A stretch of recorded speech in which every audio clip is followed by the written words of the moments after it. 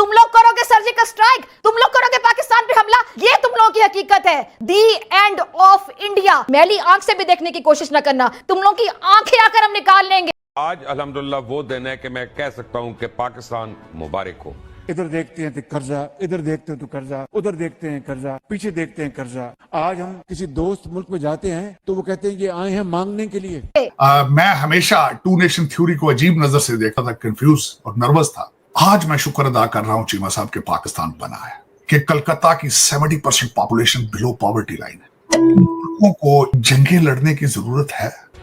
65 की जंग आपने पंगा लिया था उनके साथ, ठीक है, उन्होंने लाहौर का बॉर्डर खोला, आपकी फौजें फड़ूम करके वापस आई। 71 की जंग आपकी क्या है? कोई पाकिस्तान की नहीं, दुनिया की तारीख में 90,000 फौजी ने हथियार नहीं फेंका।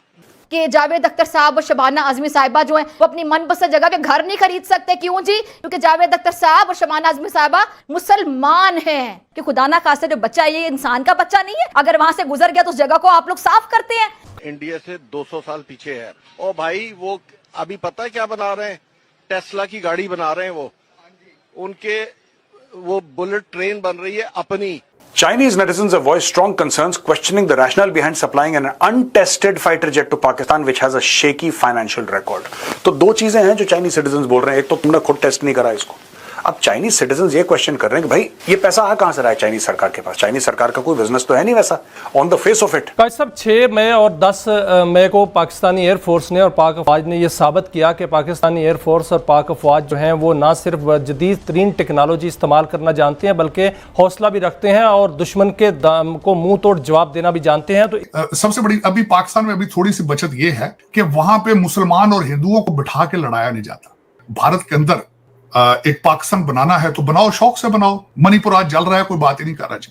ये बलूचिस्तान के लिए परेशान है, मणिपुर आज जल रहा है पूरे स्टेट। दोस्तों, आप लोग जानते हैं कि जो फिजा खान है वो पूरी तरह से पागल हो चुकी हैं और दी एंड ऑफ इंडिया नाम की बुक दिखा करके भारत को डराने की कोशिश कर रही हैं। वीडियो को पूरा लास्ट तक देखेंगे, मिलेंगे वीडियो के लास्ट में, फिर बात करेंगे फिजा खान और इस वीडियो के बारे में। जो मैं तमाम हिंदुस्तानियों को रेकमेंड करना चाहूंगी, खुशवंत सिंह साहब की ये किताब है, अगर मैं मास्टरपीस कहूं तो गलत नहीं होगा। इसका टाइटल, वो कहते हैं ना कि नाम ही काफी है, तो नाम ही काफी है जी।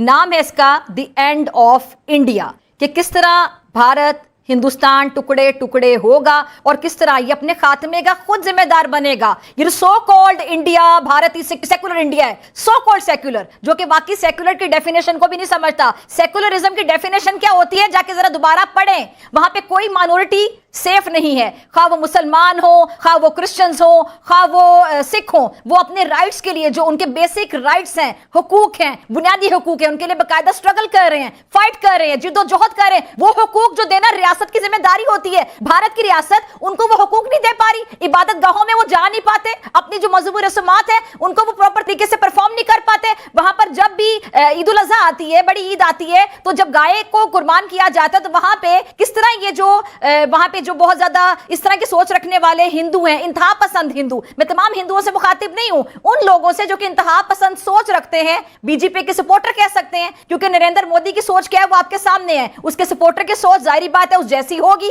तो ही उसका वोटर होगा। वहां पर किस तरह चाकू छुरियां लेकर मुसलमानों पर ये चढ़ दौड़ते हैं, उनको मारने के लिए चढ़ दौड़ते हैं और जबरदस्ती उनसे जय श्री राम के नारे लगवाए जाते हैं। इस किताब को सब लोगों को पढ़ना चाहिए और मेरे ख्याल से मैं रेकमेंड करती हूं ये किताब नरेंद्र मोदी को भी पढ़नी चाहिए, इसकी कॉपी अमित शाह को भी भेजनी चाहिए।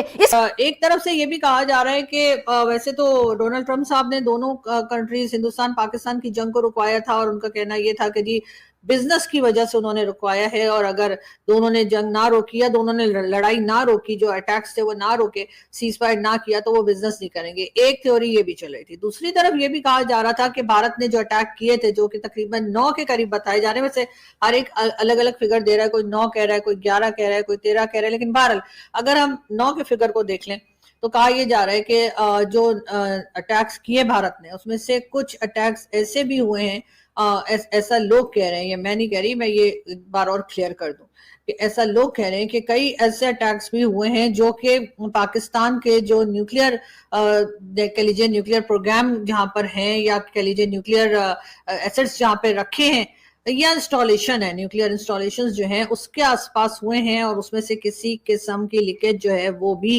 जो है वो सुनने में आई है कि शायद हो रही है या हो सकती है, और इस किस्म की चीज भी है जिसकी वजह से अमेरिका बीच में आया और दोनों कंट्रीज को रोका गया और कहा गया कि अगर ऐसा हो गया तो दोनों कंट्रीज के लिए ही बहुत ही खतरनाक बात हो जाएगी। उसके साथ जी कुछ लोग ये भी कह रहे हैं कि शायद पाकिस्तान जो है वो कोई न्यूक्लियर टेस्ट कर रहा है जिसकी वजह से कराची में इस तरह के अर्थक्वेक्स जो है महसूस हो रहे हैं। तो सबसे बड़ी बात ये कि कराची में बिजनेस सिटी जैसे मैंने आपसे कहा है, वहां पे बहुत घर, करोड़ों की आबादी है और एक बहुत ही भरा पूरा किस्म का शहर है।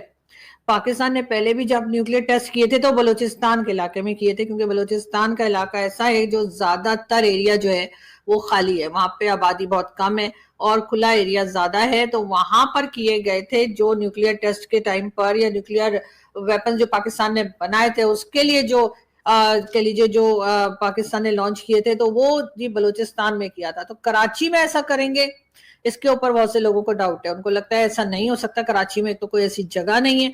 दूसरा ये कि कराची एक बहुत ही क्राउडेड सिटी है, वहां पर ये इस तरह के एक्सपेरिमेंट्स नहीं किए जा सकते।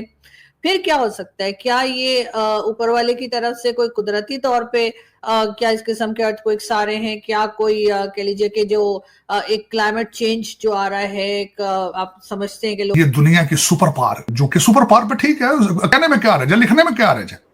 मुंबई में आज की डेट में वहां पे रेलवे उनकी ट्रेन थी GRP, वो निकली है और उसमें से ओवरलोड छत पे और लटके पायदानों पे जो लोग थे चीमा साहब, 12 लोग गिरे हैं चीमा साहब, 5 मारे जा चुके। उनके पूछना चाहिए उनके कि हमें S-400 चाहिए या ये ट्रेन वहां ठीक कर लेते, राफेल खरीदने चाहिए, मजीद पाकिस्तान को तबाह करना चाहिए, और उससे हासिल क्या होगा। आपने क्वेश्चन किया था कि वो बहुत बड़े राइटर हैं, बार बार वो कहते हैं मैं पाकिस्तान से बेहतर है जहन्नम में चला जाऊं।